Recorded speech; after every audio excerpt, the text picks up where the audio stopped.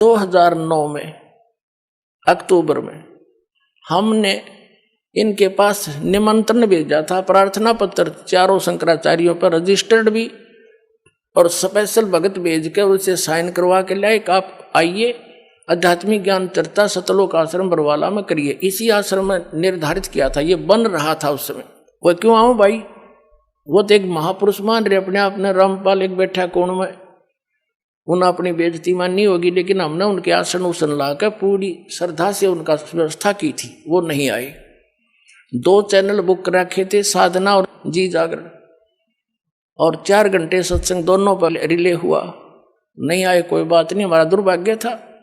अब दया करी परमात्मा ने, सद्बुद्धि दी इस साधना चैनल वाले पुण्यात्माओं को।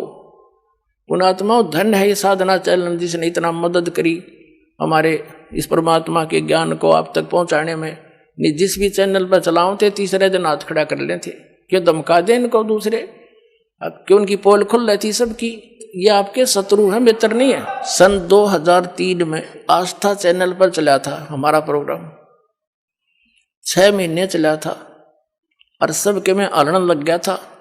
इन नकलियों को पता लग गया, इन्होंने तुरंत उसको धमका डरा कर बंद करवा दिया। हमने सिर पटक लिया, किसी चैनल वाले ने चलाया नहीं। फिर कुछ दिनों के बाद ये साधना चैनल नया नया खुला था, इस पर कोई गाहक नहीं था, हमने कोई ओटे नहीं था, हमारा नो जोड़ बैठ गया।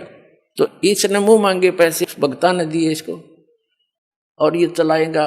मालिक की दया है, लीला तुसी की। पहले इसका कवरेज बहुत कम थी, तो उस क्षेत्र के लोग खूब परिचित हुए। थोड़ी देर तक गालम गाला हुए, मारे गए फोन पर भी गालियां दें, क्या बकवास कर रहे हो, बंद करो इसको। तो बड़ा संघर्ष के साथ निकल के ऊपर आए हैं पुण्यात्माओं। और अब जो भी सुना इस प्रोग्राम को, आंखों से आंसू गिरते हैं। कहाँ छुपी थी ये सच्चाई, कहाँ भूले बैठे थे हम भगवान को, आसपास भी नहीं थे दाता के।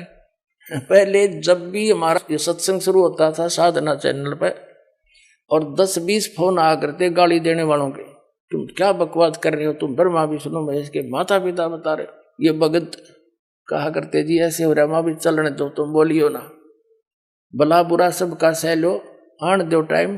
भगवान का बोला शब्द है, कोई मेरा अपना कहा हुआ थोड़ा ही है। प्रमाणों को देख देख कर सबके बुद्धि सेंटर में आ गई, भाई सच्चाई तो ये है। तो इसी आधार से इन शंकराचार्यों से इन्होंने जाके इंटरव्यू लिया, बड़ी मेहनत करी, और फिर उसको चलाया। दास ने फिर उनकी धोती सी धो दी सारे की, कख नहीं पाया। अपने आत्माओं एक इंटरनेशनल स्तर के चैनल है दोनों, जी जागरण और ये साधना। डिश टीवी पे यू चल है, एयरटेल पे यू, और बाकी बहुत स्थानों पर केबलों पर आता है, और सब पे आध्यात्मिक ज्ञान चर्चा चला दी।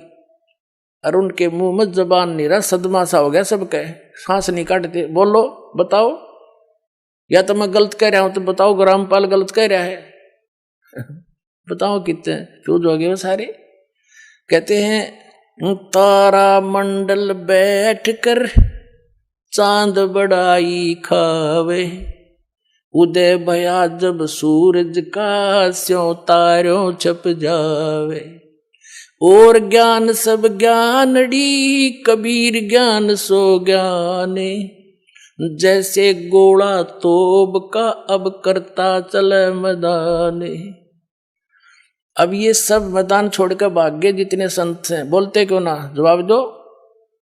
तो इससे बुद्धिमान समाज समझ जाएगा कुछ दिन में कि कखन इनके पास, और बुद्धिमता इन महापुरुषों की ये होगी। ये स्वयं कह दें भाई कोई बात ना।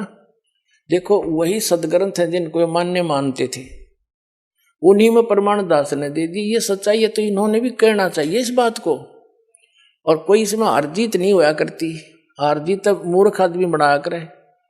हम परमात्मा के बच्चे हैं, सारे कष्ट पा रहे यहाँ पर, और इनका बहुत बड़ा उपकार हो जाएगा जब अपने मुंह से जल्दी कह देंगे ना, तो सब समझ जाएंगे वे सचमुच सच्ची कहे हो। क्योंकि कुछ एक संतों ने तो ये कह दिया है कि रामपाल की पुस्तक नहीं पढ़ना, रामपाल का सत्संग नहीं देखना। तो क्या वो मित्र है उनके, वो तो दुश्मन है। सबका सुनो सत्संग और कंपेयर करो, सबके साथ तुलना करो, तो संत नहीं है। जैसे ईसा मसीह जी ने कहा था कि ये तुम्हारे जो गुरु हैं ये तुम्हें बहुत अच्छे लगते हैं, बड़े शरीफ दिखाई देते हैं, पर ये तुम्हारे दुश्मन हैं। ये भेड़ नहीं, ये भेड़िए हैं। तुम इनको भेड़ समझते हो, ये भेड़िए हैं, तुम्हारे जीवन का नाश कर रहे हैं। हरी नहीं बात, उसको क्रश करवा दिया था। वो उपकारी आदमी था और उन दुष्टों ने अपना, क्यों उसमें शिक्षा थी को नहीं, राजाओं को बका दिया, प्रजा को बका दिया और उस महापुरुष को क्रश करवा दिया, उस महापुरुष को। और वही तरीका दास के साथ अपनाया था करुथा कांड कराने के लिए। लेकिन अब मालिक का साथ था हमारे और उसका वचन था, प्रमाण हमारे साथ थे, सीडी हमने बनाकर समाज में भेज रखी थी। तो वही काम दास के साथ करना था। करुथा कांड झूठ झाट बोल कर, अफवाह फैला के, इतना अफवाह फैला दी जब समाज में मुझे मारने के लिए कि इसको मार भी देंगे तो जनता नहीं कहेगी ठीक हो गया, निकम्मा आदमी था, मारना चाहिए था। उसी उद्देश्य से उन्होंने फिर आक्रमण किया करोथा आश्रम पर। इस मुख्यमंत्री हरियाणा के भूपेंद्र सिंह हुड्डा के कहने से, क्योंकि ये भी आर्य समाजी है।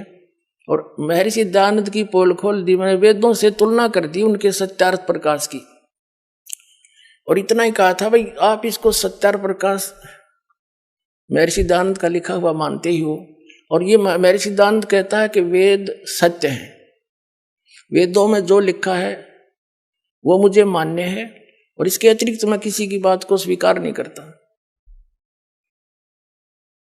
तो वेदों से तुलना कर दी कि महर्षि दयानंद कह रहा है कि परमात्मा पाप नाश नहीं कर सकता।